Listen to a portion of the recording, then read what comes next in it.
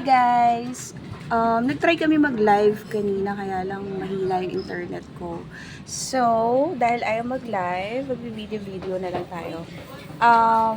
Check natin yung mga employees dito. Kasama na yung supervisor namin doon. Kung ano yung kinakain nila during lunch.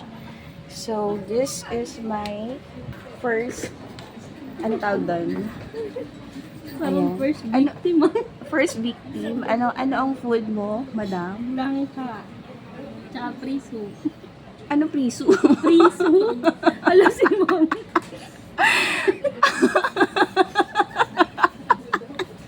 Priso?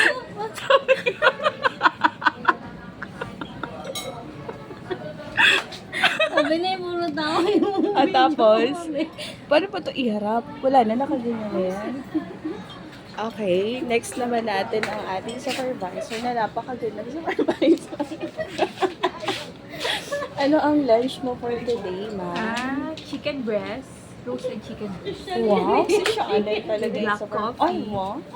And chicharon. Ay, sana Diet. Diet ka ba, ma'am? Hindi. Ano lang? Wala lang. Oh, madam, anong bibilin mo?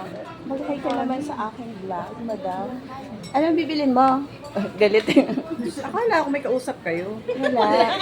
Sige na, bumili ka na doon sa tindahan ko at ako ibang store ko. Olive, anong kinakain mo ngayong lunch? Dinuguan mo. Tapos?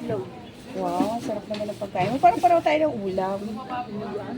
Dinuguan. Okay. Dito naman, hindi kita babayaran ng tissue kapag hindi mo sa akin sinabi ko anong kinain mo. Anong kinain mo? Bus na? Hindi kita babayaran ng tissue. Ikaw, Maisel, anong kinain mo? During lunch? Ha? Itlog. Itlog? Opo. Tapos, Calderette. caldereta. Oh, socialin din to. So, sila muna interviewin natin kasi nakakaya naman doon sa ibang mga employees. Busy-busy sila. So, ako ang pagkain ko for today, etong lunch, kanin. Oh. Tapos, dinuguan. Ayan. Yummy.